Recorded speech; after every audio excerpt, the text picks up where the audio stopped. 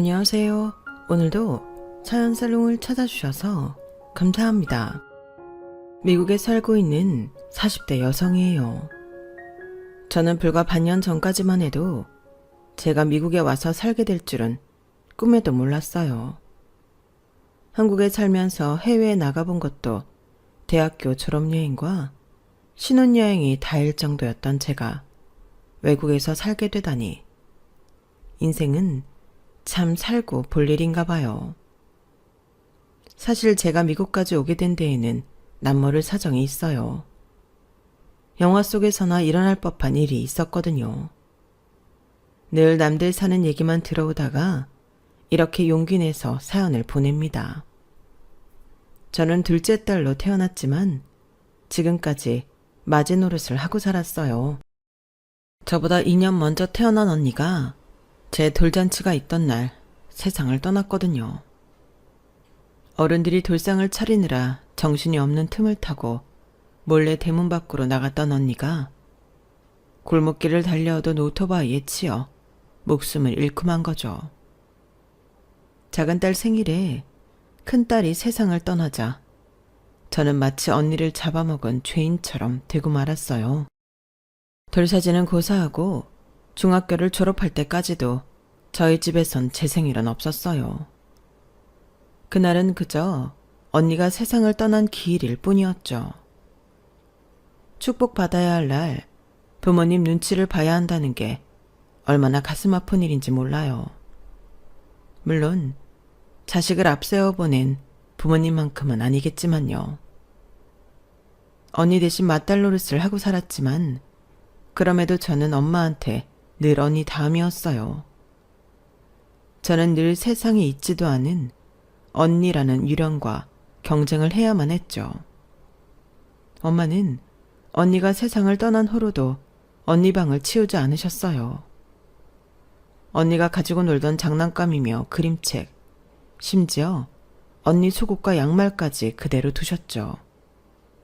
어릴 때 제가 엄마 몰래 언니 방에 들어가 인형을 들고 나온 적이 있었는데 그때 엄마한테 얼마나 맞았나 몰라요. 누가 언니 물건에 손대래? 엄마가 언니 방에 들어가지 말라고 그랬지? 왜 이렇게 말을 안 들어? 하지 말라면 하지 말아야 할 거 아니야. 너만 아니었으면 우리 유준이 그렇게 허망하게 가진 않았어. 다 너 때문에 네 언니가 그렇게 된 거라고. 엄마는 툭하면 저 때문에 언니를 잃었다고 화풀이를 하셨어요. 그럴 때마다 아빠는 엄마와 맞서 싸우셨어요. 당신 제발 그만 좀 해. 언제까지 죽은 자식 껴안고 살 거야? 산 자식 가슴 칼로 후벼가면서까지 언제까지 그럴 거냐고. 유진이 그렇게 된 거 우리 잘못이야. 유정이 잘못이 아니라고. 괜히 애한테 책임전가 하지 말고 어른답게 굴어 제발. 이런 문제로 부모님이 싸우실 때마다 저는 차라리 내가 태어나지 않았으면 좋았겠다라는 생각을 했어요. 그랬다면 언니도 엄마도 아빠도 행복하게 살 수 있었을 테니까요. 집안 분위기가 이렇다 보니 저는 집에 들어가기 싫어서 밖으로 겉돌았어요. 딱히 친구들과 노는 게 재미있었던 건 아닌데도 집에 들어가기 싫어서 거리를 배회하곤 했죠. 그러다 중학교 3학년이 되고부터는 소위 말하는 날라리들과 어울렸어요. 부모님이 지방에서 일을 하셔서 혼자 자취를 하는 친구가 있었는데 그 친구 단칸방이 우리들의 아지트였죠. 거기 모여서 화장도 하고 배고프면 라면도 끓여 먹으면서 지냈어요. 거기에 모이는 날라리들 중에는 다른 애들을 괴롭히거나 돈을 뺏는 아이들도 있었지만 저랑 친했던 애들은 그런 짓은 하지 않았어요. 다들 겁이 좀 많았거든요. 그러던 어느 날이었어요. 저희 아지트에 가끔 들러서 함께 놀던 애들 몇 명이 같은 반 아이한테 돈을 뺏어왔던 게 걸린 거예요. 그 바람에 그 아지트에 함께 모여서 놀던 저와 제 친구들까지 교무실에 불려가게 되었죠. 우리는 친구들 돈을 뺏은 일이 없다고 아무리 말해도 선생님들은 믿어주지 않았어요. 너희 같은 애들이 하고 다니는 짓이야 뻔하지. 머리에 피도 안 마른 것들이 발랑 까져서는 술 마시고 담배 피고 애들 돈이나 뺏고. 커서 뭐가 되려고 그 모양이니? 니들 부모는 도대체 어떻게 된 사람들이길래 자식들을 이따위로 키웠다니? 그러자 옆에 있던 수학 선생님이 그러시더군요. 뻔한 거 아니겠어요? 부모가 개판이니까 애들도 이 모양인 거죠. 보고 배운 게 나쁜 짓거리 뿐인데 평범하게 자라는 걸 기대하는 게 잘못이죠. 그냥 이런 애들은 죄다 학교에서 내쫓아야 돼요. 괜히 공부 열심히 하는 애들한테 나쁜 물만 들인다니까요. 예, 니들 그냥 이참에 공부 때려쳐라. 어차피 너희 같은 애들한테는 미래도 없잖아. 그런데 공부는 해서 뭐해? 그냥 학교 때려치우고 니들 살고 싶은 대로 막 살아. 어때? 좋지? 왜 답이 없어? 암튼 더 두고 볼 거 없이 내일 당장 니들 부모한테 자퇴서 받아와. 알았어? 저희가 잘했다는 건 아니지만 그래도 그렇지. 어쩜 선생이라는 사람들이 자기 제자들한테 이렇게 함부로 말하는 건지. 정말 세상에 믿을 사람 하나 없다는 생각이 들었어요. 그런데 그때 저희 반 교생 선생님이 그러는 거예요. 수학 선생님, 왜 아이들 말은 듣지도 않고 섣불리 자퇴를 종용하세요? 가은이랑 세연이, 유정이는 애들 돈 안 뺏었다고 하잖아요. 피해자 학생도 이 3명한테는 돈을 뺏긴 일이 없다고 했고요. 피해자도 그렇고 가해자로 지목된 아이들도 그렇고 다들 아니라고 하는데 왜 선생님 마음대로 판단하고 결정을 내리시냐고요. 적어도 교사라면 그래선 안 되는 거 아닌가요? 평소 말수도 없고 늘 조용하기만 하던 교생 선생님 말에 저도 모르게 눈물이 핑 돌았어요. 교장 선생님은 뿔테 안경 속에 반짝거리는 눈으로 저희 3사람을 차례로 바라보시며 말을 이었어요. 지금 이 자리에 있는 이 아이들이 나중에 어떤 사람이 될지 아무도 몰라요. 사람의 목숨을 살리는 의사가 될 수도 있고 팬들의 사랑을 받는 유명 가수가 될 수도 있고 세계를 넘나드는 승무원이 될 수 있으니까요. 어른인 우리들은 이 아이들의 무궁무진한 가능성을 함부로 짓밟아서는 안 돼요.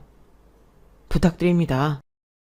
교생 선생님은 고작 1달가량의 실습기간을 마치면 떠날 사람이었지만 우리 반 담임 선생님보다 더 우리를 생각해주는 것 같았어요. 이런 사람이야말로 교단에 설 자격이 있는 진짜 선생이 아닐까 하는 생각이 들더군요. 그 일이 있고 며칠 뒤 담임 선생님 호출을 받고 저희 엄마가 학교에 왔어요. 담임은 제 의견은 깡그리 무시한 채 저를 동급생한테 금품을 뺏은 파렴치한으로 몰아세우며 저희 엄마한테 자식 교육을 어떻게 시킨 거냐고 따지듯 말했어요. 솔직히 그때까지만 해도 저는 선생님들만큼이나 저희 엄마한테도 일말의 기대가 없었기 때문에 먼 산만 바라보고 있었죠. 당연히 엄마 역시 제 말을 믿어주지 않을 거라고 생각했거든요. 그런데 선생님, 지금 하신 말씀은 제가 알고 있는 사실과 조금 다른데요. 저희 아이는 친구한테 돈을 뺏지 않았다고 들었거든요. 피해 학생이 지목한 가해자도 제 딸이 아니었고요. 그런데 담임 선생님은 무슨 근거로 제 딸이 동급생 돈을 갈취했다고 말씀하시는 거죠? 정확한 근거를 대주세요. 유정이 어머님, 전요 지금 이러시는 거 솔직히 이해가 안 가요. 어머님도 아실 거 아니에요. 유정이가 어떤 애들이랑 어떻게 놀고 다니는지. 말이 친구 집에서 모여 놀았다고 하는 거지. 솔직히 걔들이 거기서 무슨 짓을 했겠어요? 술 먹고 담배 피우고 그런 거 아니겠냐고요. 유유상종이라고 하죠. 유정이가 같이 노는 패거리들을 보면 유정이가 어떤 애인지 뻔한 거 아니냐고요. 담임 선생님은 더 들을 거 없다는 듯 쓴웃음을 지으며 눈을 지그시 내리깔았어요. 하지만 웬일인지 저희 엄마가 그냥 넘어가지 않더라고요. 한 아이의 미래가 달린 문제인데 교사라는 사람이 어쩜 그렇게 무책임할 수 있습니까? 우리 애가 술 마시고 담배 피우는 거 봤습니까? 아니죠. 그저 선생님 추측인 거죠. 법정에서 죄를 따질 때도 정확한 증거가 없으면 무죄를 선고해요. 지금 선생님 말씀대로라면 우리 유정이는 무죄란 말입니다. 증거가 없으니까요. 강제 전학이요? 누구 마음대로 강제 전학입니까? 내가 우리 애 전학시키는 겁니다. 당신들처럼 교사 자격도 없는 사람들한테 내 자식 맡기기 싫어서 전학시킬 거라고요. 유정아, 가자. 이런 학교에선 더 배울 게 없어. 엄마는 제 손을 잡아 끌고는 상담실을 나왔어요. 그리고 이틀 뒤 저희 엄마와 교생 선생님의 노력에도 불구하고 저와 친구들은 강제 전학이라는 징계를 받게 되었어요. 돈을 뺏은 아이들은 퇴학 처분이 내려졌고요. 이런 경우 저는 억울해야 하는 게 맞는데 이상하게 억울한 마음보다는 가슴 벅찬 기쁨을 느꼈지 뭐예요. 그동안 저를 언니 그림자로만 바라보던 엄마가 드디어 저를 제대로 봐주셨다는 사실과 불투명한 제 미래를 무궁무진한 가능성으로 봐주신 교생 선생님이 있었으니까요. 나를 믿어주는 사람이 있는데 내가 두려울 게 뭐 있나 싶더라고요. 비록 제 의사와 상관없이 가게 된 강제 전학이었지만 저는 그 학교에서 정말 열심히 공부했어요. 그렇다고 바닥을 치던 성적이 하루아침에 1, 2등을 다툴 정도로 확 오르지는 않았지만 적어도 내 힘으로 열심히 공부해서 받은 성적이었기 때문에 척차와 상관없이 뿌듯했어요. 그렇게 중학교를 졸업하고 고등학생이 된 저는 이전의 모습과는 180도 달라진 범생이가 되었어요. 엄마한테 말해서 영수 학원도 다니고 방학 때는 대형 학원에서 하는 특강도 들으러 다니고 했어요. 엄마랑 아빠는 이전과는 너무도 달라진 제 모습에 놀라기는 하셨지만 내심 반가우셨나 봐요. 전처럼 제 앞에서 이제는 세상에 없는 언니를 사이에 둔 부부싸움은 하지 않으셨거든요. 남들보다 늦었지만 제 스스로 필요성을 느끼고 시작한 공부였기 때문에 금방 지치지도 않았고 하루하루 성장해 나가는 모습이 확연히 보이기 시작했어요. 강제 전학을 하기 전까지만 해도 나라는 인간은 대학 진학과는 관계가 없는 사람처럼 느껴졌었는데 불과 몇 년 사이 완전히 바뀌어버린 거예요. 그냥 대학도 아니고 서울에 있는 상위권 대학 진학을 노리게 되었으니까요. 불가능할 것 같았던 꿈이 현실이 되기까지 이제 1년 남짓 남은 순간이었죠.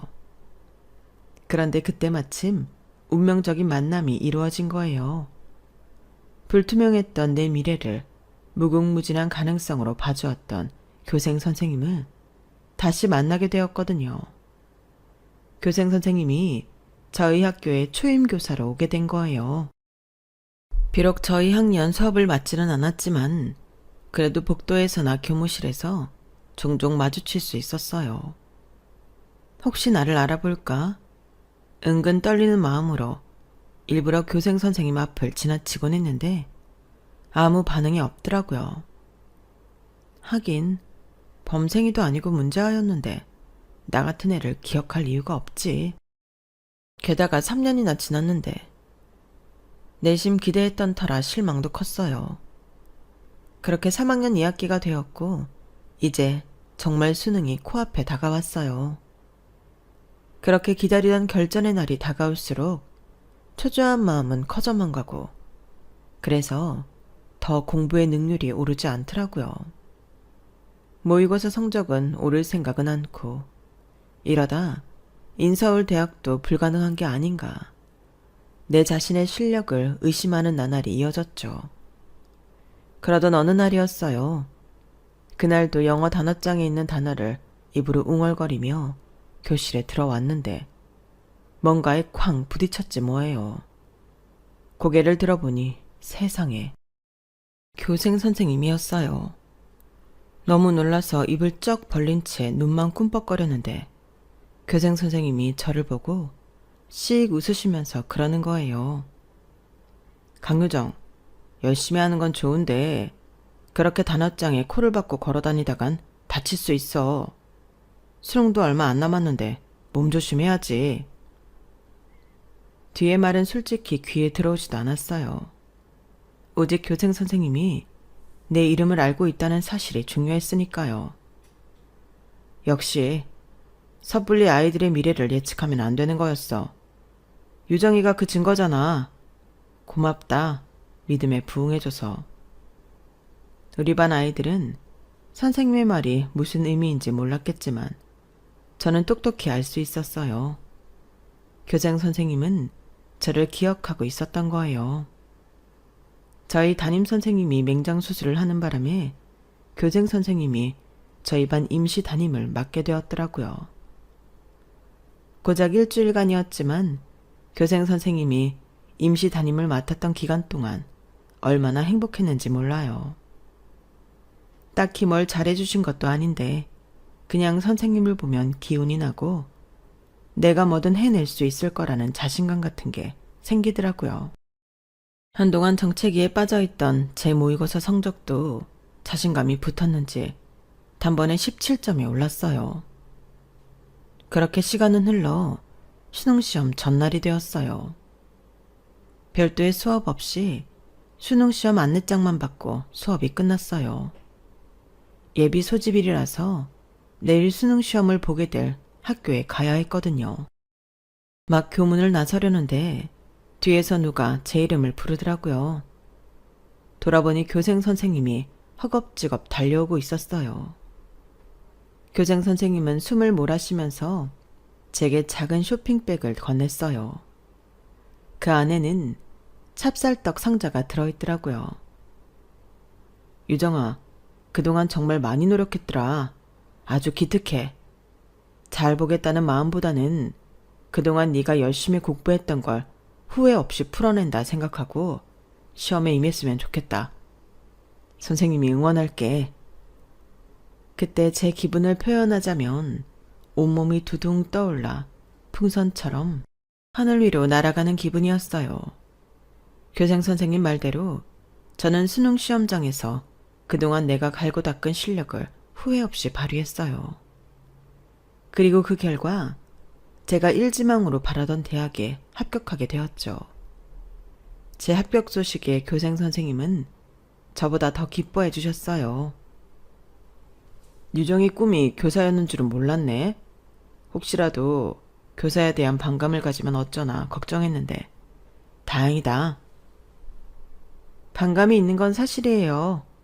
제가 이과를 선택한 데는 불순한 의도가 있거든요. 제가 선택한 과는 다름 아닌 수학교육과였어요. 나 같은 애한테 미래는 없을 거라는 저주 섞인 말을 했던 그 수학 선생님이 틀렸다는 걸 증명하고 싶었거든요. 더불어 저를 믿어주셨던 교생 선생님 말이 맞았다는 것도 증명하고 싶었고요. 그래서 나 뜨겁긴 하지만 합격증을 프린트해서 제가 강제자랑을 당했던 그 중학교를 찾아갔어요. 그리고 그 수학 선생을 찾아가 합격증을 내밀었죠. 선생님이 틀렸다는 말을 해주려고 이를 갈며 공부했어요. 제가 교사가 된다면 당신 같은 선생은 절대 안 되겠다는 결심도 했고요. 전 이 결심도 반드시 이룰 거예요. 그리고요, 나 그때 동급생 돈 뺏지 않았어요. 당신이 믿든 안 믿든 상관없어요. 내가 안 했다는 사실이 중요하니까. 이 말을 하곤 쌩하니 뒤돌아 나왔어요. 뒤에서 그 선생이 궁시렁거리는 소리가 들리긴 했지만 내 알 바 아니었죠. 어쨌거나 저쨌거나 저는 통쾌한 복수를 했으니까요. 대학에 진학한 이후에도 저는 교생 선생님과 연락을 이어갔어요. 가끔 영화를 보여달라고 조르기도 하고 술을 사달라고 땡깡을 부리기도 했죠. 귀찮을 법도 한데 교생 선생님은 한 번도 제 부탁을 거절하지 않았어요. 그렇게 자주 만나다 보니 어느 순간 교생 선생님은 제 안에 남자로 인식이 되더라고요. 그래서 고백을 했어요. 9살 차이도 그렇고 스승과 제자 사이라서 그런지 교생 선생님은 선뜻 대답하지 못하더라고요. 그럼 저랑 딱 3번만 데이트해요. 제자로서가 아니라 여자로 봐주세요. 3번 데이트를 하고도 저한테 안 끌리시면 제가 포기할게요. 그렇게 얻은 3번의 기회를 정말 놓치기 싫었어요. 아무래도 나이 차이가 나서 망설이는 것 같길래 노숙한 차림을 하고 나갈까 생각하다가 그건 진짜 내 모습이 아닌 것 같아서 평소 옷차림대로 입고 나갔어요. 나를 그대로 보이고 선택을 받고 싶었거든요. 그리고 그 전략은 성공했어요. 3번째 데이트를 마치고 교생 선생님의 대답을 들을 수 있었거든요. 까짓 거 해보자. 우리가 불륜도 아니고 범법행위를 하는 것도 아닌데 뭐 어때? 서로 좋으면 사귀는 거지. 그런 의미에서 앞으로 잘 부탁합니다, 여자친구님. 스승과 제자로 만나서 연인이 되기까지 우여곡절도 많았지만 그래서 사귀는 동안 더 끈끈한 믿음을 확인할 수 있었어요. 비록 전공 과목은 달랐지만 임용고시 선배로서 도움도 많이 받을 수 있었고요. 교장 선생님 과목은 영어였고 저는 수학이었거든요. 대학을 졸업하던 해 임용고시에 합격한 저는 이듬해 서울에 위치한 여자중학교에 임용이 되었어요. 그리고 은근히 남자친구의 청혼을 기대하기 시작했죠. 그런데 아무리 기다려도 결혼 얘기를 꺼내지 않는 거예요. 저보다 9살이나 많으면서 결혼이 급하지 않은 건지 아니면 나랑은 연애까지만 하고 끝낼 건지 도무지 속을 모르겠더라고요. 그러니 뭐 어쩔 수 있나요? 목마른 사람이 우물 파는 거죠. 제가 청혼을 해버렸어요. 그런데 안 그래도 언제 결혼 얘기 꺼내나 노심초사했는데 결국 그날이 왔구나. 유정아, 난 말야 결혼이 두려워. 나이는 잔뜩 먹어놓고 너무 바보 같지. 난 12살 때까지 아버지 얼굴도 모르고 자랐어. 미국에서 엄마랑 둘이 살았는데 엄마가 그러셨거든. 우리 아버지는 돌아가셨다고. 그런데 엄마가 암으로 세상을 떠나신 그때 아버지가 미국으로 날 찾아오신 거야. 없는 줄 알았던 아버지가 살아있다는 사실에 좀 들뜨기도 했는데 아버지 손을 잡고 한국에 와보니까 왜 그동안 엄마가 아버지의 존재를 부정하셨는지 알겠더라고. 아버지한테는 여자가 있었거든. 나랑 4살 차이가 나는 남동생이랑 6살 차이가 나는 여동생까지 말이야. 한국말도 서툴고 한국 문화는 더더욱 서툴었지만 그보다 더 견디기 힘들었던 게 뭔지 알아? 그 집에 사는 사람들과 함께 지내는 거였어. 내가 말은 서툴렀어도 한국말을 알아듣기는 했거든. 그런데 그 집 아줌마는 그걸 알면서도 일부러 내 앞에서 우리 엄마 얘기를 해댔어. 남편 뺏긴 초라한 여자라고. 자식이 듣고 싶지 않은 부부의 사이들 얘기까지 전부. 아버지는 그걸 알면서도 나를 방치하다시피 그 아줌마 손에 맡긴 거야. 그런데 가만히 보니까 그 아줌마가 나한테 그러는 이유가 있더라고. 우리 아버지가 우리 엄마랑 이혼을 하지 않았기 때문이었지. 아버지는 자기랑 한 입을 덮고 자는 그 여자를 아내로 받아들이지 않았던 거야. 그냥 내 언녀로 취급했던 거지. 우리 엄마가 죽고 난 뒤에도 아버지는 여전히 그 아줌마랑 혼인신고를 하지 않았어. 그 아줌마의 자식들도 아버지 호적에 올리지 않았고. 이유가 뭔지 알아? 나 때문이었어. 아버지가 일군 회사, 아버지의 재력. 그걸 몽땅 나한테 넘겨주기 위해서. 난 그딴 거 하나도 필요 없는데 말이야. 교생 선생님은 비정상적인 결혼 생활을 하는 자신의 아버지 때문에 결혼에 대한 불신과 반감이 생겼다고 했어요. 그건 자기 아버지 인생인 거잖아. 아버지의 결혼 생활이 불행했다고 해서 자식 역시 그럴 거라는 보장은 없어. 별개의 인간인데 왜 연관을 지어? 자기는 자기고 아버지는 아버지야. 난 자기 아버지랑 결혼하겠다는 게 아니라 지금 내 앞에 있는 멋진 남자랑 결혼하겠다는 거라고. 아버지의 회사, 재력? 그딴 거 필요 없잖아. 그럼 자기 인생에서 도려내고 살면 돼. 내가 옆에서 도와줄게. 솔직히 돈 많으면 좋죠. 황금거위 같은 회사도 물려받으면 좋죠. 하지만 그게 없어도 충분히 잘 살 수 있다면 이런저런 불편함을 감수하면서까지 그걸 물려받을 필요가 있나요? 제 설득에 남편은 한참 고민을 하더니 결론을 내리더군요. 그렇게 우리는 만난 지 9년 만에 결혼에 꼴이 냈어요. 아버님은 신혼집으로 도곡동에 있는 고가의 아파트를 주시겠다고 했지만 우리는 정중히 거절을 했어요. 우리 힘으로 시작하겠다고요. 아버님의 동거인은 그 말을 듣고 무척이나 기뻐하더군요. 우리 부부가 아버님 재산에 조금도 관심이 없다는 걸 확인한 탓이었죠. 그래, 잘 생각했어. 젊을 때 자기 손으로 하나씩 이뤄나가는 게 재미거든. 나이 들면 그런 재미가 없다. 뭐든 자기 힘으로 해보는 게 중요하지. 그게 진짜 내 거 아니겠어? 말은 그렇게 하면서도 정작 자기 아들의 사업 자금을 대달라고 아버님한테 매달리는 걸 보면 그냥 참 이중적인 사람 같았어요. 결혼 이후 남편은 전보다 더 본가와 거리를 두었어요. 남편도 저도 교사라서 방학 때 시간이 많이 나거든요. 그럴 때마다 남편은 제 친정 부모님을 모시고 여행을 가거나 저희 아빠랑 낚시를 다니곤 했어요. 아들이 없던 아빠는 사위를 데리고 밤낚시 다니는 걸 무척이나 좋아하셨죠. 그건 남편도 마찬가지였어요. 아버지가 있지만 단 한 번도 아버지의 사랑을 느껴본 적 없던 사람이라서 장인을 통해 부정을 느끼는 것 같더라고요.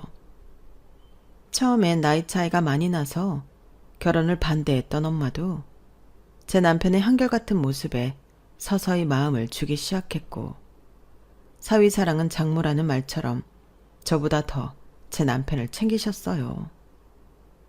제 친정 부모님의 아들처럼 살게 된 남편은 더더욱 본가와 멀어졌고 제가 우리 아들을 출산한 후에도 마찬가지였어요. 아이를 낳았다는 걸 아버님께 알리지 않았더라고요. 아니, 그래도 그렇지. 손주가 태어났는데 연락해드려야지. 나중에 차차 할게.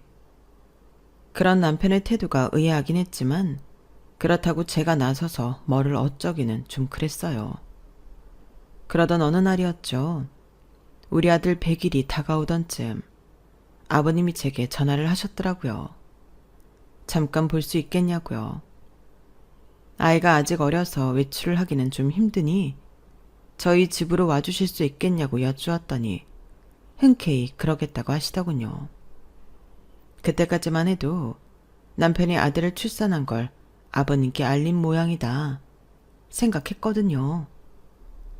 그렇게 저희 집에 처음 방문하신 아버님은 쇼핑몰을 털어온 것처럼 엄청난 선물을 가지고 오셨어요. 아직 아이가 쓰기엔 사이즈가 큰 명품 옷과 신발은 물론 고가의 장난감에 영어 교재까지 온 집안에 가득 찰 정도였죠. 그뿐 아니라 아이를 케어할 전문 베이비시터를 고용해 주시겠다고 하시더군요. 더불어 조기 교육을 위한 학원과 개인 교습까지도요. 남들보다 먼저 준비해야 상대를 밟고 올라갈 수 있는 거 아니겠니? 나는 내 손자가 남들 밑에 깔리는 모습은 상상도 하기 싫다. 아들 하나 실패했으면 충분해. 아버님은 제 남편을 실패작이라고 표현하셨어요. 그러면서 손자만큼은 자신 뜻대로 제대로 키워내겠다고 하셨죠. 그 모습을 보니 왜 남편이 진작 아버님께 제 출산 소식을 전하지 않았는지 알겠더라고요. 임신 사실을 진작 알았더라면 뱃속에 있을 때부터 제대로 된 태교를 했을 텐데 괘씸한 놈 같으니라고. 알고 보니 그날도 남편을 통해 저희 아들 소식을 듣고 오신 게 아니었더라고요. 저랑 통화를 하시면서 아셨던 것 같아요. 순간 내가 실수를 했다 싶었죠. 퇴근 후 돌아온 남편은 집안 가득한 유아용품을 보고는 한숨을 푹 쉬었어요. 그리고는 제게 그러더군요. 나는 내 자식을 아버지 방식대로 키우고 싶지 않아. 자라면서 나는 배다른 형제들이랑 매 순간 경쟁을 하고 자랐거든. 아버지가 그러길 바라셨으니까. 그게 싫어서 대학에 합격하자마자 집을 나왔어. 그랬더니 아버지가 학교로 찾아오셨더라. 자퇴를 시키겠다고. 교사 나부랭이가 돼서 뭐하냐고. 이런 과를 나와서 어떻게 남들을 밟고 높은 곳까지 올라가겠냐고 화를 내시는데. 그때 확실히 알았어. 나는 아버지 아들로 살기 힘들겠다는 걸. 여보, 난 우리 아이가 행복하게 자랐으면 좋겠어. 저도 남편과 같은 생각이었어요. 그래서 아버님께 받은 선물은 다음날 고스란히 시댁으로 돌려보냈어요. 그랬더니 이번엔 아버님의 동거인이 연락을 했더라고요. 출산을 축하한다는 내용으로 시작된 말은 종국에 가서는 살벌한 경고로 바뀌었어요. 손자 하나 안겨주고 이 집 재산을 야금야금 빼먹을 생각이라면 꿈도 꾸지 말라는 내용이었죠. 이건 제가 순화해서 말하는 거고 실제는 좀 더 천박한 단어들까지 많이 나왔어요. 어린 내 남편 앞에서 부부 생활까지 고스란히 떠버리며 본처 자식을 괴롭히던 인간인데 이 정도는 일도 아니다 싶더군요. 그 후로도 아버님은 제 남편의 학교를 그만두고 자신의 회사로 들어오길 바라셨지만 남편은 단칼에 거절했어요. 그리고는 아버님 재산에는 손톱만큼도 관심이 없다고 말씀드렸죠.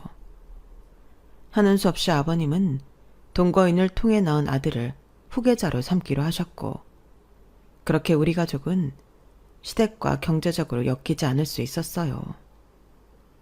교사 월급이 그리 많지는 않았지만 둘이 같이 벌기도 하고 방학 때는 아이와 함께 시간을 보낼 수 있어서 꽤 만족스러운 생활을 이어갔어요. 하루가 다르게 무럭무럭 자라는 아들 녀석을 지켜보는 재미도 쏠쏠했고요. 그러는 사이 우리 아들이 중학생이 되었고 그때까지도 시댁과는 거리를 두고 살았어요. 아버님 동거인의 자식들이 결혼을 하고 연이어 자식들을 낳기 시작하면서 아버님도 제 아들에 대한 집착을 조금씩 버리셨거든요.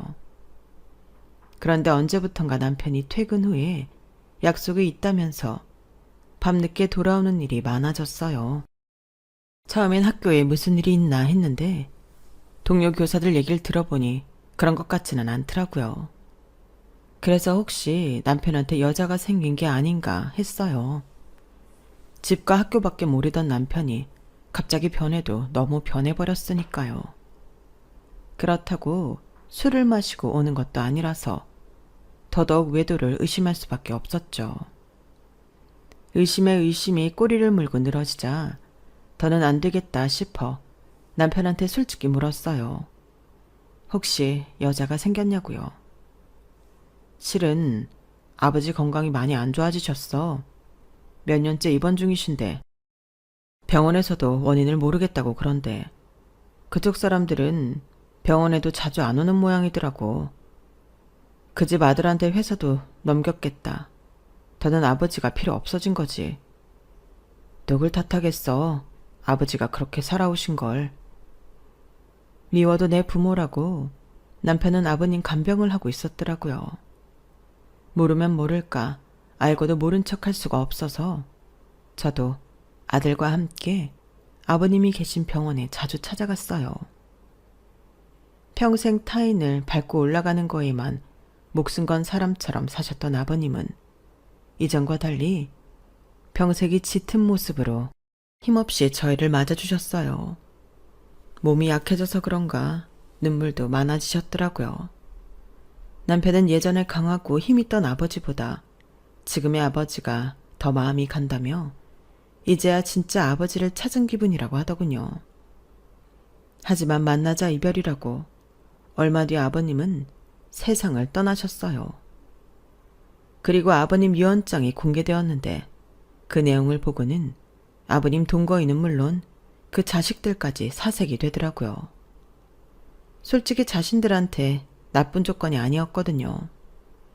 저희 남편한테 남겨주신 거는 도곡동 아파트가 유일했어요. 예전에 저희 신혼집으로 주시려고 했던 그 아파트요. 그리고 회사는 동거인의 아들한테 넘겨줬고 대부분의 부동산 역시 동거인의 딸한테 남기셨더라고요. 동거인한테는 현재 살고 있는 집을 남기셨고요.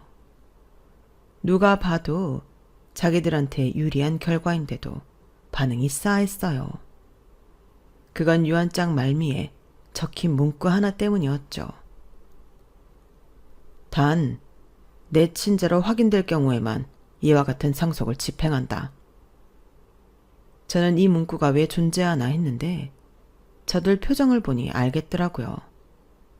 동거인의 자식들은 아버님 친자가 아니었던 거예요. 유언장 집행을 맡았던 변호사 말에 따르면 친자가 아닌 경우 모든 재산은 친자에게 상속된다더라고요. 순간 이거 곤란하게 됐다는 걸 알았지만 일단은 그 자리를 벗어나고 싶었어요. 우리가 감당하기 힘든 금액의 돈 때문에 저 사람들과 얼굴 붉히고 싸우고 싶지 않았거든요. 그런데 신기하게도 유언장이 공개되고 한 달이 넘도록 저쪽에서는 별다른 반응이 없더라고요. 동거인의 자녀들이 아버님 친자였나 보다 생각했어요. 그러던 어느 날이었죠. 남편이 미국에 있는 어머님 친구분이 세상을 떠나셨다고 미국에 다녀오겠다는 거예요. 미국에 살 때 그분 도움을 많이 받고 살았다면서요. 어차피 방학 기간이기도 하고 해서 그러라고 했어요.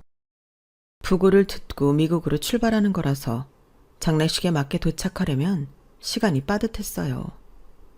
그래서 별다른 짐 없이 속옷과 여권만 챙겨서 미국으로 떠났죠. 그런데 그렇게 미국으로 향했던 남편은 다음 날 장례식장에 잘 도착했다고 전화를 했어요. 그리고는 현지 친구 집에서 며칠 지내다 가겠다고 하더군요. 그 연락을 끝으로 남편한테 더는 연락이 없었어요.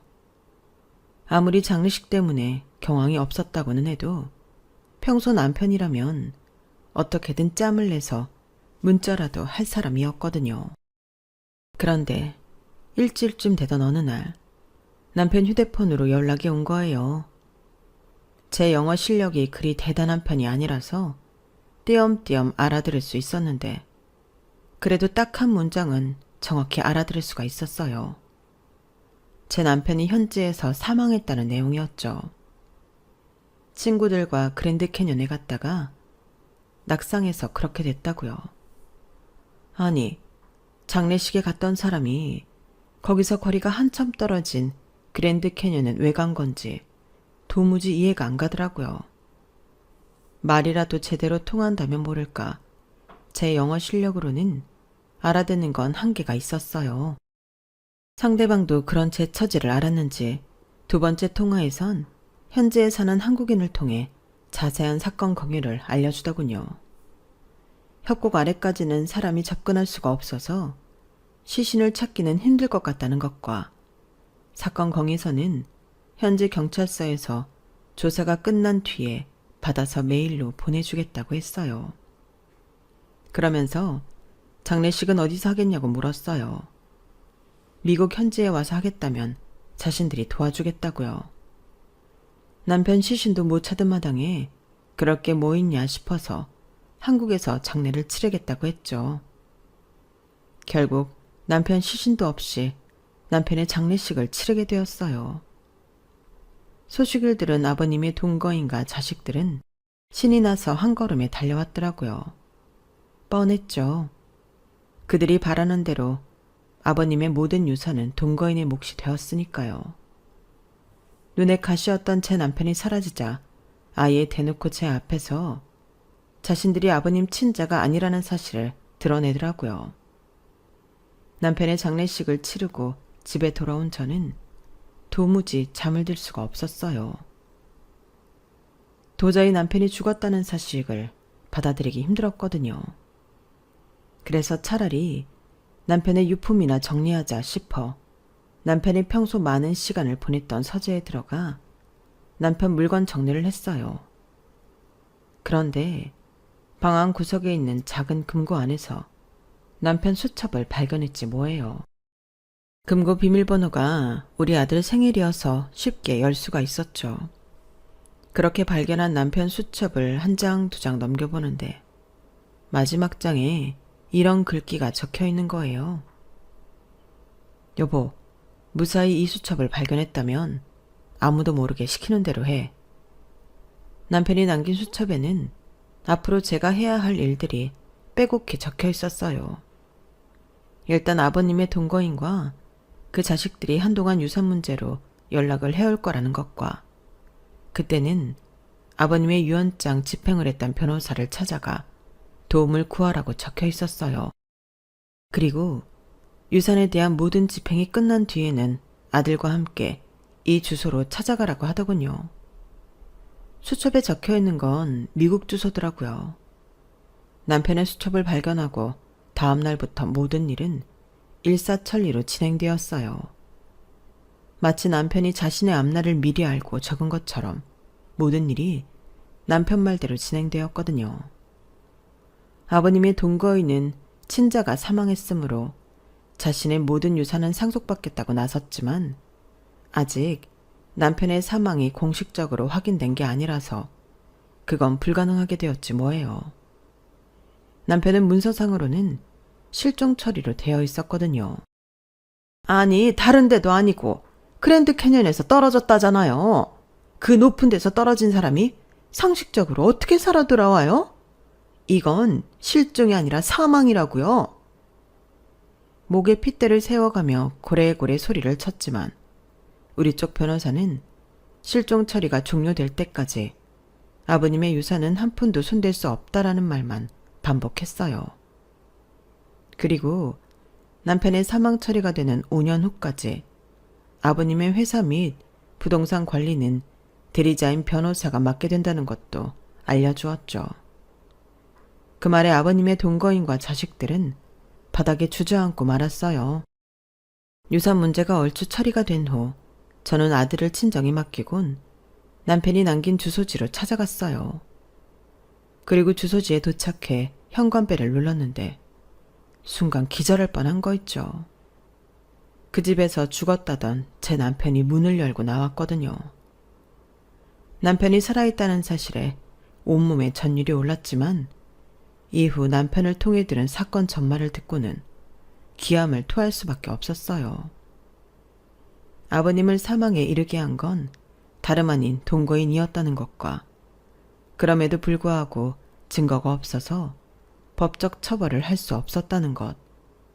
게다가 친자인 자신에게 상속된 아버님의 모든 유산을 가로채기 위해 남편을 죽이려고 업체를 통해 살해 시도를 했다는 것. 그것 때문에 미국까지 와서 현지인들의 도움을 받아 자작극까지 벌였다는 것까지 마치 영화 속 내용을 전해 듣는 기분이었어요.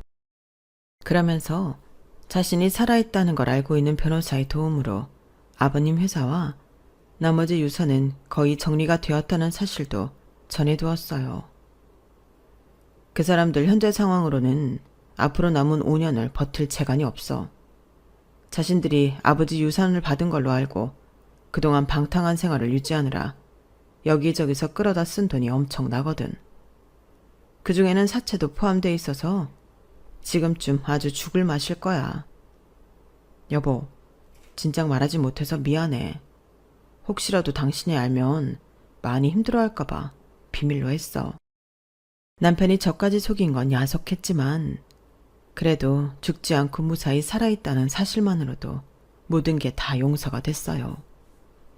며칠 뒤 저는 한국으로 돌아와 집과 직장, 아이 학교 문제를 정리해 그달 말 미국으로 건너왔어요.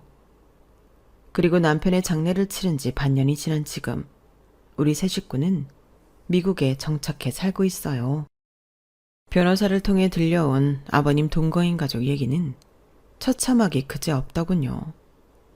큰아들은 이미 마약에 중독된 상태라서 이혼을 당한 데다 자기 엄마 집까지 몰래 팔아넘겨서 아버님의 동거인은 딸 집에 얹혀 산다고 했어요.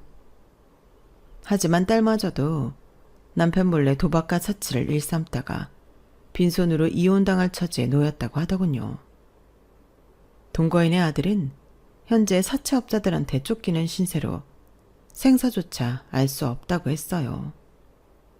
한마디로 풍비박산이 난 거죠. 남편이 먼저 움직여 모든 상황을 정리하지 않았다면 우리 가족도 무사하지 못했을 거라는 생각에 뒷목이 서늘하긴 했어요. 그래서 더 지금의 안정된 생활이 감사하게 느껴지네요. 생각지도 못했던 미국 생활을 하게 됐지만 그래도 우리 세 식구가 한 집에 모여 살 수 있어서 저는 만족한답니다. 진정한 행복은 돈이 아니라 사랑하는 사람들과 함께하는 순간이라는 사실을 새삼 느끼게 되네요. 지금까지 제 사연을 들어주셔서 감사합니다. 들어주신 분들 모두 좋은 사람들과 행복하시길 바랍니다. 여러분, 사연 댓글에 응원과 현명한 조언 부탁드려요. 좋아요와 구독은 저에게 큰 힘이 됩니다. 오늘도 좋은 일 가득하세요.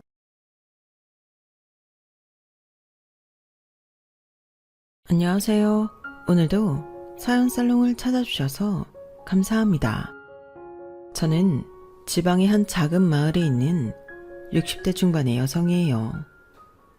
저는 작년에 이 나이에 인생 공부를 다시 하는 경험을 했어요. 원래 저랑 남편이 서울에서 살다가 이곳에 왔는데요. 여기서 지역 이기주의의 끝판왕을 만났거든요. 지역 이기주의라고는 했지만 그 사람들 빼면 다 좋은 분들이라 그냥 못돼 먹은 인간들이라는 말이 맞겠네요.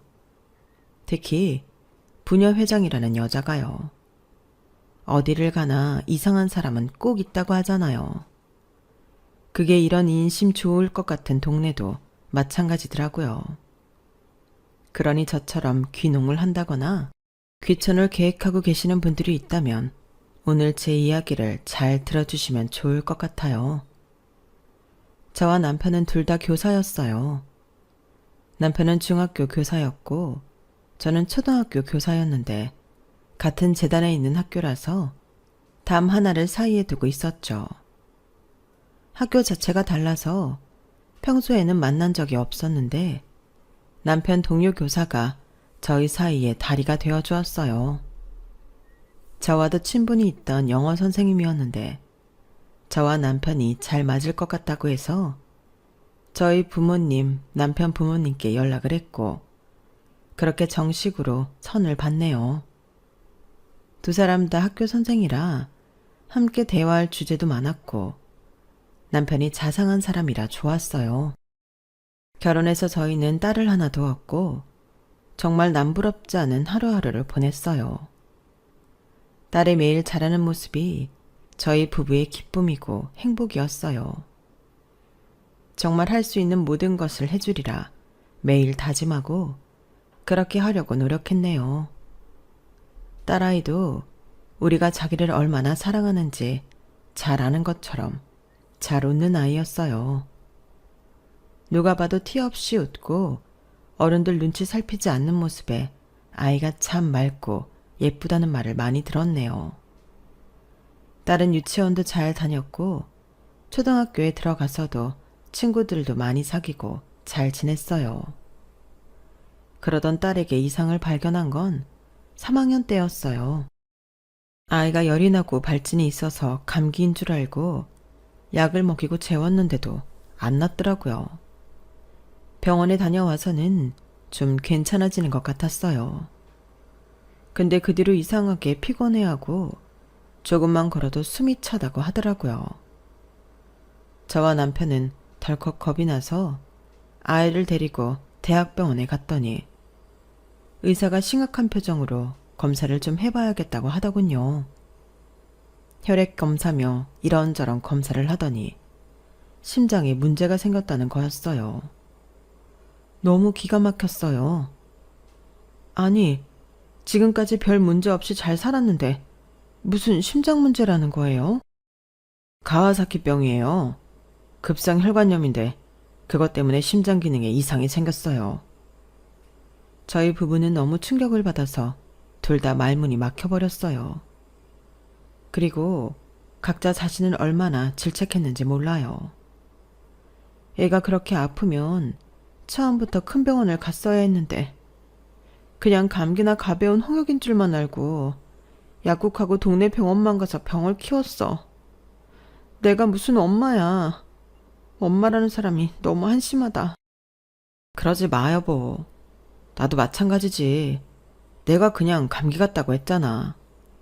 그래서 우리가 다른 생각 못한 거야. 진짜 원인은 나한테 있어서. 미안하다, 우리 딸. 아빠가 어리석어서. 그러다가 저희 두 사람은 부둥켜 안고 펑펑 울었어요. 어린 딸이 가여워서 견딜 수가 없었네요. 불쌍한 우리 딸아이를 위해서라도 저희는 정신을 차려야만 했어요. 남편은 저를 다독이며 말했어요. 우리 미연이 다시 건강해질 수 있어. 그러니까 우리가 힘내자. 당신이랑 내가 의연해야 애도 담담하게 극복하지. 알았지? 응, 알고는 있는데 자꾸 눈물이 나와서. 알았어. 당신 말이 맞아. 이제 그만 울고 앞으로를 생각해야지. 우리 잘해보자, 여보. 아이는 우선 심장 수술을 받아야 했어요. 조그마한 아이한테는 너무나 큰 수술이었죠. 딸이 수술실에 들어가 있는 동안 제발 아무 문제 없이 무사히 수술이 끝나게 해달라고 빌고 또 빌었어요. 다행히 수술은 잘 되었고 여러 약물 치료를 병행하며 당분간 병원에 입원했어요. 그러느라 학교는 당연히 휴학계를 냈고요. 퇴원 후에도 한동안은 운동도 제한해야 하고 일상생활을 회복하는 데에 시간이 필요해서 저 역시 휴직계를 내고 아이 옆에 붙어서 내내 병간호를 했어요. 아이는 친구들처럼 학교에도 가고 뛰어놀고 싶어 했지만 그러려면 좀 더 시간이 필요했어요. 미연아, 조금만 참고 운동 시간 점차 늘리고 숨 안 차게 되면 친구들하고 놀 수 있어. 학교도 다시 가고. 그러니까 병원 잘 다녀야 돼. 알았지? 병원 너무 싫은데. 병원만 가면 죽을 것 같단 말이야. 입원한 사람들 보면 나처럼 다 아픈 것 같고. 다 싫어. 그 사람들도 다 미연이처럼 나으려고 하고 있는 거야. 의사 선생님이 치료해 주는 거잖아. 미연이도 그래서 점점 나아지고 있는 거고. 지금까지 잘했잖아. 미연이 끝까지 잘 다닐 수 있어. 엄마가 있잖아. 엄마 옆에 있는데 뭐가 무서워? 그럼 엄마가 나 안 죽게 지켜줄 거야? 딸아이가 순진한 눈망울로 그렇게 말하는데 어찌나 가슴이 아프던지. 금방이라도 눈물이 터질 것 같았지만 저는 꾹꾹 참으며 말했어요. 그럼 우리 딸이 죽기는 왜 죽어? 그런 일 없으니까 무서워하지 마. 이제 건강해질 일만 남았어. 그날 밤 저는 남편을 붙잡고 펑펑 울었어요. 아이가 얼마나 힘들었으면 병원 가면 죽을 거라는 생각을 했을까요? 부모님들이 왜 차라리 내가 아프면 좋겠다 그러셨잖아. 어떤 심정이었는지 너무 잘 알겠어. 왜 내가 안 아프고 우리 미연이가 아픈 건지. 엄마가 딸아이를 이렇게 아프게 했으니 어쩌면 좋아. 아니야. 이제 잘 낫고 있잖아. 조금 있으면 다시 건강해져서 전처럼 명랑해질 거니까. 너무 그러지 마. 당신 잘 버텼잖아. 나도 당신 보면서 정말 대단하다고 생각하고 마음 다잡는다고. 당신 정말 대단한 사람이야. 우리 좀 더 힘내보자. 그렇게 힘든 시간들이 지나가고 나니 딸은 더 이상 운동을 해도 힘들어하지 않았어요. 병원에서도 정기검진은 와야 하지만 일상적인 생활에는 문제가 없다고 했고요. 체육도 해도 되고 친구들하고 뛰어놀아도 됩니다. 미연이 그동안 고생 많았다. 앞으로는 친구들하고 많이 놀러 다녀. 공부도 열심히 하고. 알았지? 그제 딸아이한테 정이 든 담당 의사 선생님은 다정하게 딸아이를 격려했고 우리 가족들은 그날 기쁨에 겨워 홈파티를 열었어요. 아이가 좋아하는 음식들을 해주고 케이크도 사왔죠. 저희는 오랜만에 행복한 시간을 가졌네요. 딸아이의 건강이 얼마나 소중한 건지, 아니 딸뿐 아니라 가족 건강의 소중함을 뼈저리게 느꼈어요. 저는 다른 건 제쳐두고라도 남편과 딸의 건강을 위해 식단도 조절하고 좋다는 영양제도 잘 챙겨 먹였네요. 학교로 돌아간 딸은 금세 아이들과 잘 어울리며 공부도 잘했어요. 그냥 잘하는 정도가 아니라 전교에서 손꼽을 만큼 우등생이었어요. 같은 반 친구들이 딸한테 공부 좀 가르쳐달라고 할 정도로요. 그러면 딸은 친구들을 집으로 하루 불러서 모르는 걸 차근차근 설명해가며 가르쳐 주더라고요. 간식을 챙겨주며 친구들 가르치는 딸을 보고 있자니 어찌나 대견한지 절로 웃음이 지어졌어요. 얘들아, 우리 미연이한테 배울 게 있어? 너네 같은 반이잖아. 같은 학생인데 대학생 선생님이나 학원 선생님한테 배우는 게 낫지 않아? 아니에요. 미연이가 훨씬 더 설명도 쉽게 하고 머리에 쏙쏙 들어와요. 맞아요. 선생님들 설명은 좀 어려운데 미연이는 되게 쉽게 알려줘요. 제 딸이어서가 아니라 야무지고 머리도 좋고 이해력도 좋은 아이가 친구들을 선뜻 돕는 모습이 참 자랑스러웠어요. 기특하기도 했고요. 고등학교 때까지도 늘 주변에 친구가 많았고 도움을 청하는 아이들에게 기꺼이 손을 내밀었던 딸은 법대에 가겠다고 했어요. 변호사가 되고 싶어. 나는 돈 잘 벌어서 엄마 아빠한테 효도도 하고 싶고 어려운 사람들 무료 변론도 해주고 싶어.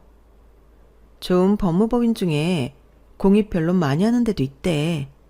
그렇다고 돈 안 벌고 살 수는 없잖아. 현실적인 것까지 생각하는 건 정말 좋은데 엄마 아빠보다 너에 대해 먼저 생각해. 아니 엄마. 나 어릴 때 아파서 엄마 아빠 고생 많이 한 거 알아. 병원비 많이 들어가서 힘들었잖아. 그리고 자식은 나 하나뿐인데 내가 듬직해야지. 아이가 아프고 나서 너무 성숙했다 싶을 정도로 박지만 진중했는데 이렇게 속이 깊을 줄은 몰랐어요. 저와 남편은 그게 안타까우면서도 예쁘기만 했죠. 딸아이는 무난하게 좋은 대학의 법학과에 들어갔어요. 그때 저는 학교에서 주임을 맡고 있었는데 학부모들 때문에 꽤 스트레스가 많았어요. 저희 세대가 지금보다 더 학생들 위에 군림하고 교사들 마음대로 했을 것 같은데요. 꼭 그렇지도 않아요. 자기 아이만 특별히 잘 봐달라고 하는 학부모에 다른 애들을 너무 무시해서 문제가 된 학생과 학부모 등 지금이나 그때나 문제는 매 한 가지였어요. 선생들 사이의 일 분배나 조율도 해야 했고요. 당시 저는 한 학부모한테 꽤나 시달렸는데요. 3학년이고 전학을 온 여학생의 어머니였는데 젊은 축에 속했어요. 자기 아이 담임이 딸아이를 원하는 대로 대우해주지 않는다면서 툭하면 찾아왔어요.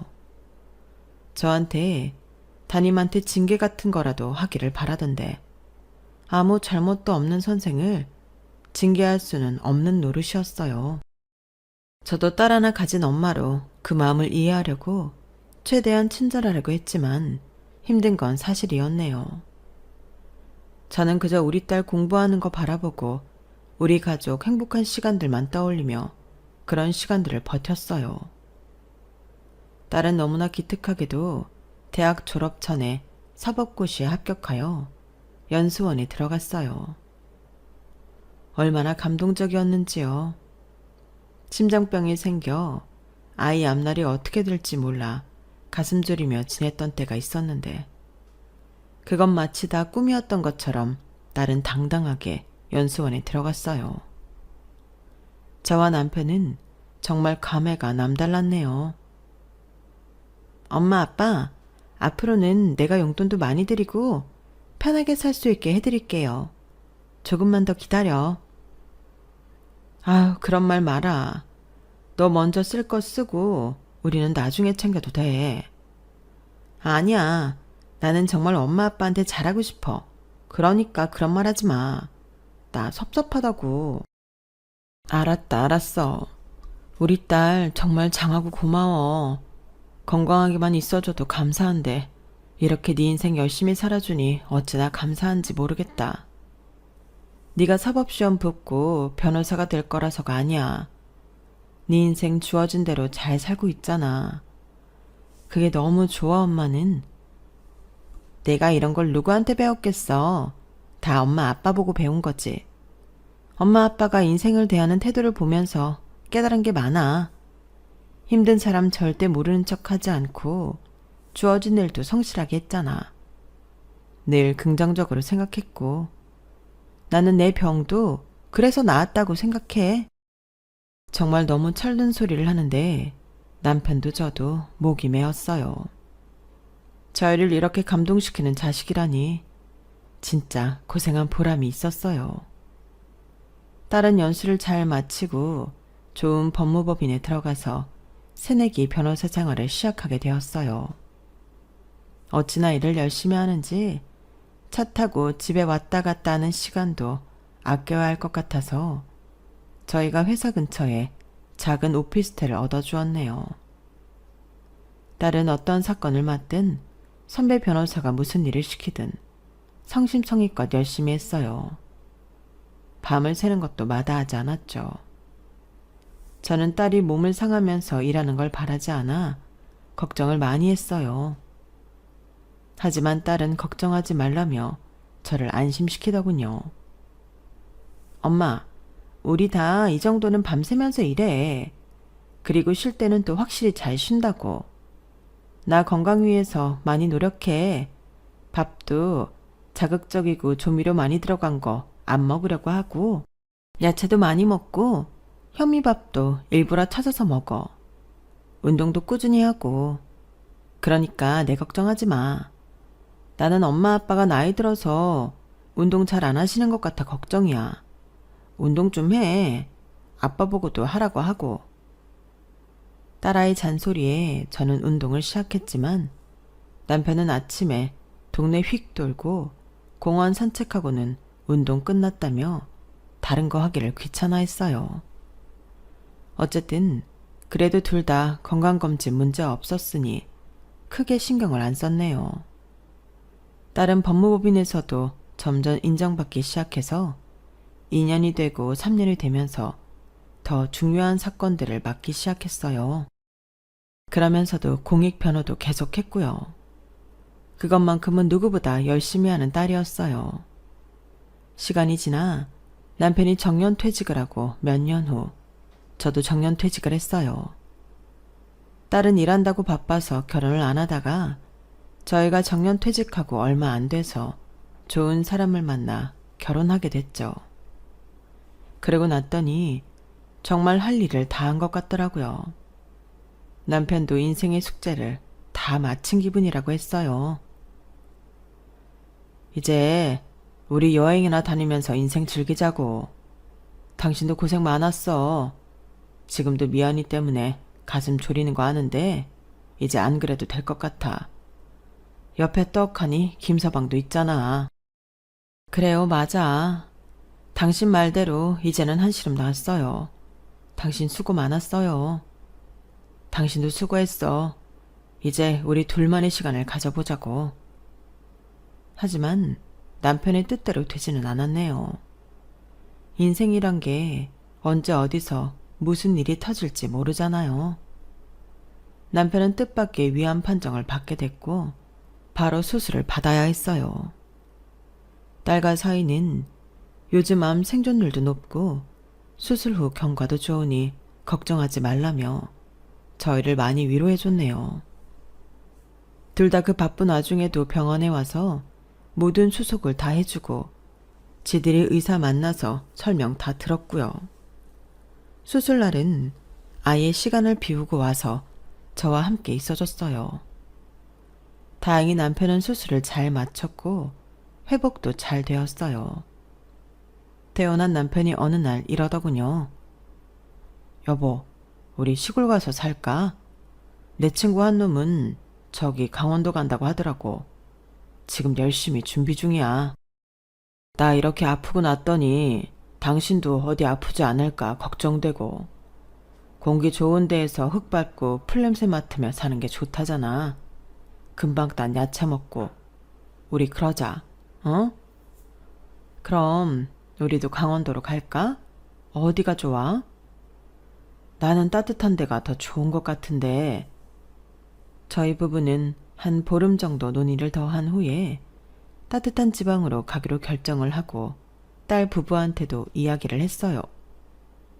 딸 부부는 잘 생각했다며 공기 좋은 데에 가서 한가롭게 살라고 했어요. 무슨 일 있으면 꼭 전화해. 나랑 오빠가 바로 갈 거니까. 알았지? 거기 병원 가는 건 어때? 아우, 차 타고 1시간쯤 가면 바로 대도시야. 대학병원 있고 걱정하지 마. 알았어. 그래도 무슨 일 있으면 우리 꼭 불러. 딸은 그렇게 신신당부하고 우리를 내려보냈어요. 저희 부부가 내려가기 전 이미 사위가 우리가 살 집과 땅을 싹 둘러보고 리모델링을 다 해줬고 이삿짐 센터까지 불러줘서 저와 남편은 몸만 편하게 내려갈 수 있었죠. 이삿짐 센터 직원들과 열심히 짐을 나르고 정리를 좀 한 다음에 다 함께 가까운 데에 있는 식당에 가서 밥을 먹고 왔더니 저랑 비슷한 나이의 여자가 대문 밖에서 저희 집을 기웃거리는 게 보였어요. 저는 얼른 가서 인사를 했어요. 안녕하세요. 동네 분이세요? 저희 여기 이사 왔어요. 앞으로 잘 부탁드려요. 그러게, 얼마 전까지 공사한다고 이 주변 아주 복잡하게 만들고 보통 불편을 끼친 게 아닌데 살 사람들은 보이지도 않아서 뭐 하는 사람들인가 궁금했네요. 내가 여기 부녀회장인데 그간 불편하게 한 것도 있고 마을 사람들한테 미리 양해도 안 구했잖아요. 저희 불편한 값으로 오늘 30만 원만 받읍시다. 보자마자 이런 말을 하는 부녀회장이라뇨. 저와 남편은 황당해서 서로를 쳐다보았어요. 남편이 좋은 말로 이렇게 말했어요. 아, 네, 회장님이시군요. 안녕하세요. 저랑 집사람은 서울에서 학교 선생을 하다가 정년 퇴직했어요. 제 건강 문제도 있고 집사람도 더 건강하게 아프지 않고 살았으면 해서 이렇게 오게 됐네요. 그동안은 저희 사위가 여기 공사 책임자와 소통해 왔어요. 그래서 인사가 늦었네요. 일단 짐 정리를 다 하고 저희가 정식으로 인사드리러 갈게요. 댁이 어디신지 알려주세요. 아, 글쎄, 서울에서 멀어다 왔건 필요 없고 일단 저희 불편하게 한 값은 주세요. 그리고 그쪽 연락처부터 줘요. 그럼 내가 우리 집 주소랑 보낼 테니까. 부녀회장이라는 사람은 막무가내로 30만 원을 내놓으라더군요. 어이가 없었지만 이사 오고 첫날부터 괜히 감정 상하기 싫고 첫 시작을 잘하고 싶은 마음에 제가 돈을 보내주겠다고 하니 바로 현금으로 달라는 거였어요. 어쩔 수 없이 가지고 왔던 비상금에서 30만 원을 내줬네요. 부녀회장은 일방적으로 제 번호를 알아가서는 정말로 자기 집 주소를 보냈어요. 저녁 먹기 전에 인사를 오라나요? 참나, 저랑 남편이 그렇게 오래 교직 생활을 하고 많은 교감 교장을 거쳤지만 이런 사람은 없었어요. 세상 어느 권력자보다도 더한 것 같았죠. 아무튼 우리는 잘 지내고 싶은 마음에 짐 정리를 하다 말고 저녁 5시쯤 부녀회장 집을 찾아갔어요. 주소가 나와 있어도 집들이 드문드문 있고 주변에 알아볼 만한 특징 있는 건물이 없어서 찾는 데에 좀 애를 먹었어요. 부녀회장 집은 그 근처에서는 꽤 크고 좋은 3층 빌라의 3층이었어요. 근처 슈퍼에서 음료수 세트를 사서 들고 갔는데 부녀회장은 고맙다는 말도 없이 받아들더니 이렇게 말했어요. 여기는 서울하고 달라서 학교 선생이었던 대단한 사장이었던 뜨내기는 뜨내기예요. 알겠어요? 있을 동안만이라도 협조 잘 하시라고요. 회장님, 저희 오래 있을 생각입니다. 남은 여생 계속 있을 수도 있고요. 아, 그건 두고 봐야 하는 거고 그 바깥 양반은 좀 조용히 하시고 한 사람 나랑 얘기 좀 해요. 부녀회장은 아무 말 안 한 남편을 무안하게 만들더니 대뜸 저를 보았어요. 보니까 집 뒤편으로 땅이 꽤 넓던데 울타리를 산 입구 전까지 쳤더라고요. 그 땅 다 산 거예요? 아, 예. 저희가 울타리 친 데까지는 저희가 산 거 맞아요. 그거 다 어떡하시려고? 서울 사람이 밭일을 제대로나 할 줄 알겠어요? 그러지 말고 그 텃밭을 우리 부녀회에 기증해요. 아니면 마을 회관이나 그럼 우리 할 일 없는 아줌마들이 자기들 먹고 싶은 거 심어서 각자 가져갈 테니까. 저희도 다 계획이 있어요. 잘하지는 못해도 거기 허브농원처럼 만들려고 하고요. 무작정 저희 땅을 기증하라고 하시니 왜 그러시는 건지. 왜라니? 우리가 편하게 놀 데가 필요하니까 그렇지. 노는 거라면 마을 회관이나 양로원 같은 데가 있잖아요. 엄연히 저희 땅이고 저희 집 거실에서 훤히 다 보이는데 누가 우리 집 마당에서 그러고 있으면 저희가 편히 쉴 수 있겠어요? 그건 좀 지나친 요구 같으시네요. 여기 사람들이 평생 농사 짓고 일만 했다 생각하죠? 아니거든요. 저희도 일하는 사람이나 하지 안 그런 사람도 많아. 그래서 심심풀이로 밭을 가꿀 것도 필요하고 어쨌든 생각해놔요. 그리고 지금부터 마을회관 이용할 거죠? 안 그래도 우리가 어제 바로 전기시설 다시 수리하고 에어컨도 새로 들였거든. 마을에서 일괄적으로 40만 원씩 다 걷었으니까 그쪽도 40만 원 내요. 내가 계좌 보낼 테니까 거기로 모레까지 보내요. 늦지 마요. 그러더니 대문을 닫고 들어가 버렸어요. 저희는 황당해서 그날 저녁 먹을 생각도 못하고 여기 내려온 걸 잘한 건지 고민을 했네요. 남편은 이렇게 말했어요. 어쨌든 우리도 이제부터 마을회관 이용하게 될 테니까 돈을 내자고. 그게 정말 40만 원이었는지는 알 수 없지만 그렇다는데 뭐 어쩌겠어. 보니까 우리처럼 귀농한다고 왔다가 얼마 안 있어서 다시 떠나고 하는 사람들이 있었던 것 같아. 그래서 저러는 거겠지. 저희는 어쨌든 좋게 생각하려고 했었고 그 자리에서 40만 원을 부녀회장 계좌로 보냈어요. 오자마자 생각지도 않은 돈 70만 원이 나간 거죠. 하지만 그 후로 일주일 정도는 부녀회장과 마주치는 일 없이 평온한 날들이 이어졌어요.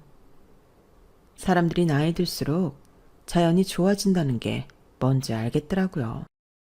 아침마다 서울에서는 들을 수 없던 새소리에 온통 초롱인 풍경을 보며 하루를 시작하니 마음이 여유롭고 편안하더라고요. 서울에는 없는 벌레들도 있고 불쑥 튀어나오는 동물들도 있었지만 이게 다 흙이 있고 풀이 있고 숲이 있어서라고 생각하니 너그러워지더라고요. 주말에 찾아온 딸 부부도 저희가 편해 보인다며 잘 됐다고 좋아했고요. 딸내가 하루를 자고 다음날 떠난 후에 처음으로 마을 회관 갈 일이 생겼어요. 경로잔치 회의를 한다고 문자가 왔더라고요. 그런데 저희가 마을회관 마당에 들어서자마자 한 남자가 저희를 가로막았어요. 새로 이사 오신 분들이죠? 차 있어요? 아, 예. 있는데 오늘은 안 가져왔어요. 남편이 말하자 그 남자는 손부터 내밀었어요. 여기 한 달 주차장 이용 20만 원. 그것부터 내시고 누나가 그러는데 그 댁 뒷마당 텃밭 안 내줄 거면 오늘 회의 못 들어온다고 했어요. 저는 더 이상 참을 수 없어 좀 날카롭게 말했어요. 아니, 차 사용을 할지 안 할지도 모르는데 무작정 주차장 이용료부터 내라뇨. 그건 그렇다 쳐요. 우리 텃밭을 안 내놓으면 못 들어간다뇨. 그쪽이 부녀회장 동생이면 동생이었지. 무슨 권한으로 이러세요? 내가 이장이에요. 그리고 우리 누나 말 안 들으면 여기 참석할 생각도 하지 말아요. 이런 말도 안 되는 행포에 남편도 화가 났고 저희는 회의고 뭐고 그냥 집으로 돌아왔어요. 다음날 제가 장을 보러 시내 가까운 마트를 가느라 차를 몰고 나갔는데 마트 주차장에 있던 이장이 또 다짜고짜 20만 원을 내고 텃밭 어떻게 할 거냐고 하는 거였어요. 그때 인상 좋고 등치 좀 있으신 제 또래 여성분이 오더니 이장한테 이러더라고요. 충식이 너 뭐하냐? 또 네 누나 꼬붕짓 해? 니들 자꾸 그러면 나 진짜 구청자 면담심 당할 거야. 니들 신고한다고. 할 수 있으면 해보쇼. 어차피 우리는 아니라고 하면 그만이지. 이장은 툴툴거리며 자리를 떴고 그 여자분이 저한테 다가왔어요. 새로 수리한 집 이사 오신 분이죠. 저는 거기서 쭉 나와서 왼쪽 길로 돌아서 안에 있는 집에 살아요. 김영숙이에요. 아, 예. 이진희예요. 이런 말이 어울릴지 모르겠는데 도와주셔서 감사해요. 아우, 별 말씀을요. 여기가 작은 동네다 보니 저것들이 몇 년 전부터 부녀회장, 이장 완장차고서 아주 보통 행패가 아니에요. 저 둘 때문에 얼마 못 있다 나간 외지인도 있고요. 아휴, 저것들 못된 걸 좀 알아야 되는데 이상하게 구청이고 파출소고 저 인간들을 싸고 도는 것 같더란 말이죠. 아무튼 우리 다 이상한 사람들 아니에요. 오해는 마세요. 저희도 이렇게 사정 알아봐 주시는 분들이 있어 다행이에요. 감사해요. 여기 사람들 다 좋아요. 걱정 마시고 어울리세요. 못하면 점심 먹으러 저희 집 오세요. 다른 분들도 소개시켜 드릴게요. 저희 부부는 그날 점심을 그 여자분 댁에서 먹으며 다른 마을 사람들도 만나고 좋은 시간을 보냈어요. 하지만 부녀 회장과 그 동생 이장이라는 사람은 어떻게 좀 해야겠다는 생각이 들더군요. 그리고 며칠 잠잠했어요. 그새 저희는 다른 마을 사람들과 인사하고 안면 트면서 조금씩 가까워졌어요. 다른 집 밭일 도우러 가서 음식도 같이 만들고 밭일도 배우고요. 한 번은 시선이 느껴져서 돌아보니 마을 사람들과 어울려 웃고 있는 저희를 노려보는 부녀회장이 서 있었어요. 어쨌든 부녀회장 파화가 있으니 몇몇 분들은 저희와 어울리지 않으려고도 했는데요. 아무튼 그 모습을 보니 또 뭔 일을 저지르려나 싶더라고요. 그리고 이틀인가 지났을 때 아니나 다를까 부녀회장이 저희 집 초인종을 요란하게 눌러댔어요. 나갔더니 이러더라고요. 보아하니 마을 잔챙이들하고 좀 어울리던데. 그럼 마을 회관에 올 일도 생길 거 아니겠어? 우리 마을 발전기금을 내야 정식으로 마을 사람이 되는 거니까 300만 원 준비하고 이제 곧 우리 엄마 생신이야. 그때마다 마을 사람들이 정성으로 20만 원 모아서 줬으니까 거기는 주차장비하고 해서 40만 원. 이거는 내일까지 준비했다가 우리 동생 오면 주면 돼. 300만 원은 언제까지 돼? 아니 뭐 외지에서 온 사람들이 봉이에요? 무슨 사람 보기만 하면 돈을 달라고 해요. 주차장비는 뭐가 됐든 필요한 거니 줄 수 있지만 댁 어머니 생신 비용을 달라뇨. 그리고 발전기금은 어디다 쓰는데요? 그거 여기 사람들 전부 300만 원씩 냈어요? 그거 계좌로 보내라는 거 아니죠? 저번에 저희한테 돈 받을 때처럼 따로 현금으로 달라는 거죠? 어디다 어떻게 쓰는지 알아야겠어요. 그러기 전에는 못 줘요. 아니 어디 남의 동네 와가지고 뻔뻔하게 그냥 눌러 살려고 들어. 댁들 오기 전에 우리가 이 마을 지키고 가꾼 게 얼만데 어디다 대고 내역서 같은 걸 요구하는 거야? 말하는 걸 보니 왕년에 회사 좀 다니며 일해본 사람 같은데 그런 경력으로 동네 사람들 위에 서서 괴롭히는 게 아닌가 싶더군요. 사실 저는 그때 부녀 회장을 보고 휴대폰 녹음 기능을 켜고 주머니 속에 숨겨서 나갔거든요. 다 녹음이 되어 있었죠. 이걸로 어떻게 해보고 안 되면 저희도 이 동네 생활을 포기하고 나가야겠다고 생각했어요. 저는 슬쩍 마트에서 처음 저를 도와줬던 분에게 물어봤더니 고개를 흔들더라고요. 아, 나라고 안 해봤겠어? 그래도 마을에서 말 좀 해본다는 사람들이 위에다가 얘기해봤지. 근데 왜인지 뭐 흐지부지 넘어가더라고. 저와 남편은 참 고민이 됐어요. 이런 게 시골의 폐쇄적인 면인가 싶더라고요. 어쨌든 공공기관에서는 작은 마을에서 일어나는 일까지는 관여하고 싶지 않은 것 같더라고요. 그렇게 며칠 저희 부부가 생각 중인데 누가 저희 차 앞 유리에 잔뜩 흙을 뿌려놓았더군요. 너무 화가 나서 블랙박스를 봤더니 그 부녀회장 동생이라는 이장이더라고요. 저와 남편은 바로 두 사람을 찾아가서 따졌어요. 그랬더니 밑도 끝도 없이 발뺌이었어요. 우리가 했다는 증거가 어디 있어? 증거 여기 다 있어요. 요새 블랙박스로 다 찍히는 거 몰라요? 제 말에 부녀회장은 움찔하는 것 같더니 뻔뻔하게 이러더라고요. 그러니까 왜 우리 엄마 생일 비용하고 300만 원 안 내나? 이 동네 사람들 다 주는 걸 굴러온 돌들이 왜 물을 흐리고 안 주느냐고. 아예 앞까지 쓰면서 앞으로 여기서 편히 못 산다며 으름장을 놓는데 저와 남편은 말이 통하지도 않고 피곤하기도 해서 집으로 돌아왔어요. 이거는 힐링이 아니라 없던 병까지 생길 지경이라서 진짜 다 놓고 가버릴 생각을 했는데 그날 밤에 딸아이한테서 전화가 왔어요. 저나 남편 목소리가 안 좋은 걸 눈치챈 딸은 무슨 일이냐며 꼬치꼬치 물었고 결국은 제가 지금까지 있었던 일을 다 말했어요. 그러자 딸이 속상해하며 이러더라고요. 처음에 그런 일 생겼을 때 말하지. 왜 여태 가만히 있었어? 너 바쁜데 신경 쓰게 하고 싶지 않았어. 여기서 사는 건 우리잖아. 우리가 감당해야지. 지금 그 사람들 하는 거 보니까 그런 문제가 아닌 것 같아. 알았어. 나랑 오빠가 갈 테니까 조금만 기다려. 아, 혹시 그 사람들 말하는 거 녹음이나 녹화한 거 있어? 안 그래도 내가 저번에 집에 찾아온 거랑 오늘 말한 건 녹음했고 우리 차에 흙 뿌리는 건 블랙박스 영상 있어. 딸은 알겠다고 하고 끊었고 이틀 후에 저희를 찾아왔어요. 사위도 같이요. 그리고는 바로 부녀회장을 찾았는데요. 보니까 사람들하고 마을 회관에 모여 있더라고요. 그래도 마을에서 하는 일은 꼭 마을 회관에서 하는 사람인데 여름맞이 일손 돕기 뭘 한다고 회관에 있더라고요.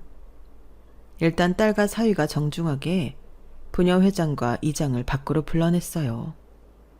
부녀회장은 안이 꼽다는 듯 저희를 보며 나왔어요. 먼저 사위가 이렇게 말했어요.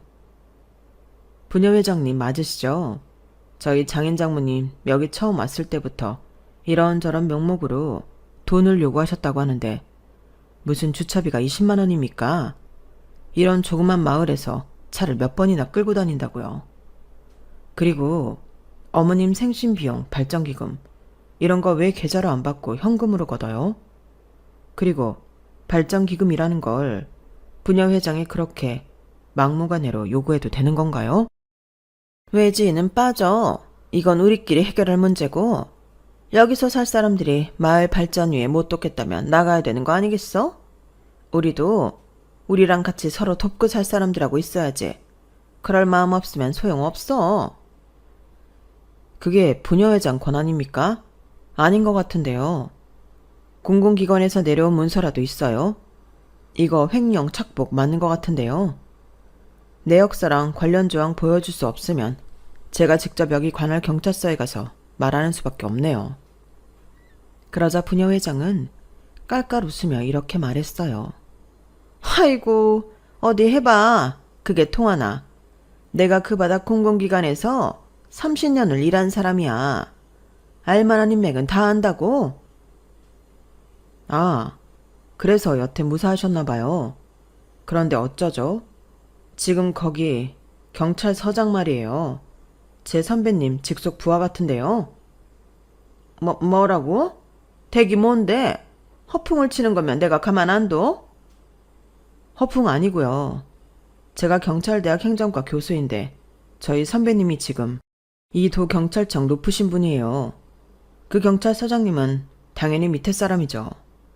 제가 가서 말씀 좀 드려야겠습니다. 안 그래도 부녀회장님이 저희 장모님한테 했던 말들 녹음 파일도 있고 동생이신 이장님이 장인어른 차에 흙 뿌리는 영상도 있으니까요. 이번에는 저희 딸이 나섰어요. 이거 법적 문제 저도 검토해 볼 거예요. 아, 제 소개가 늦었네요. 저는 이런 사람이에요. 라며 제 딸이 법무법인 변호사 명함을 주자 부녀회장은 얼굴이 하얘져서 어쩔 줄 모르더라고요.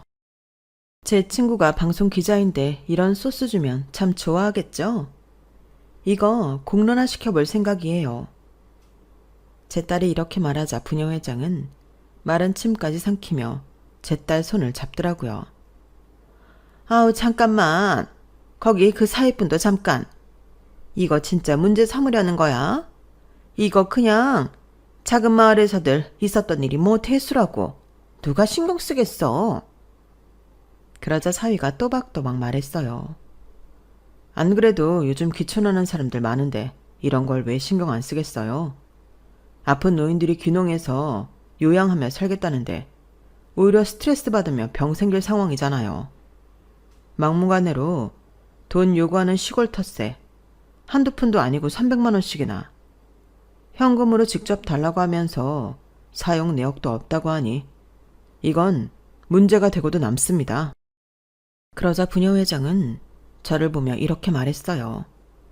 아, 이거 내가 없던 일로 해줄 테니까 어떻게 자식들 좀 말려봐. 어?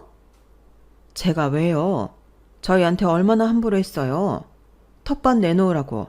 안 그러면 알아서 하라는 식으로 처음부터 그랬잖아요. 저는 더는 못 참아요. 이거 우리 사위의 힘을 빌려서라도 제가 제보할 수 있는데 다 제보할 거예요. 그러자 부녀회장은 싹싹 빌기 시작했어요. 내가 잘못했어. 다 없던 일로 할 테니까 이거 좀 그냥 넘어가줘. 같이 얼굴 보면서 살아야 되는데 이런 일 만들어서 서로 뭐가 좋겠어?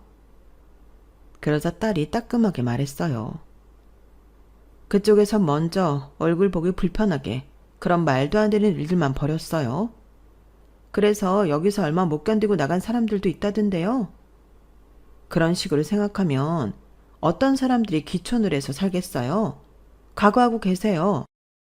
그제야 부녀회장은 갑자기 존댓말을 하며 아예 무릎을 꿇었어요. 아우, 제가 잘못했어요. 내가 주민센터에서 일 좀 해서 그냥 다 관행이려니 하고 그랬어요. 주민센터에서 일한 사람이 이런 걸 관행이라고 생각하다니 더 심각하네요. 바로 경찰서장을 만나러 가야겠어요. 사위가 따끔하게 말하자 부녀회장은 급하게 자기 동생을 불러 같이 무릎을 꿇게 하고 싹싹 빌었어요. 제발 자기들 신고하지 말아달라고요. 하지만 이래 두르면 또 무슨 일을 저지를지 모르잖아요. 결국 사위와 딸이 정식으로 경찰서에 신고를 했고 결과적으로 부녀회장과 이장은 자리에서 물러나고 벌금도 물게 되었어요. 이런 식으로 당한 사람들이 꽤 있었다더라고요. 결국 파출소 내와 공공기관에서 부녀회장 집안 편의를 봐준 사람들까지 징계를 받게 되었네요. 그리고 새로운 부녀회장은 저희를 제일 먼저 도와준 분이 되었어요. 이장도 다른 분이 되었고요. 그러고 나니 진짜 마을 공기가 달라지더라고요. 참 신기하죠. 그제야 순진했던 마을 분들은 부녀회장과 이장한테 도뜯긴 이야기를 하나둘씩 하더라고요. 뜯기는 줄도 모르고 달라고 하니 줬던 거였죠. 아무튼 그 사람들은 기가 죽어서 찍소리도 못하고 지냈고 마을 사람들과도 잘 어울리지 못하고 있네요. 저희는 평온한 일상을 되찾고 원했던 생활을 할 수 있게 되었어요. 어릴 적 저와 남편 없이는 걷지도 못할 때도 있었던 제 딸이 이렇게 저희 든든한 힘이 되어주니 참 감사한 일이죠. 아무튼 저희는 지금 잘 지내고 있어요. 딸하고 사위도 한 달에 2-3번은 꼭 찾아오고요. 저희와 함께 여행도 다니고요. 혹시라도 귀촌을 생각하고 계신 분이 있다면 저희 이야기를 잘 참고하시길 바랄게요. 무조건 맞춰주는 게 능사는 아닌 것 같네요. 그럼 제 이야기는 여기서 마치도록 할게요. 들어주셔서 다들 고마워요. 행복하세요. 여러분, 사연 댓글에 응원과 현명한 조언 부탁드려요. 좋아요와 구독은 저에게 큰 힘이 됩니다. 오늘도 좋은 일 가득하세요.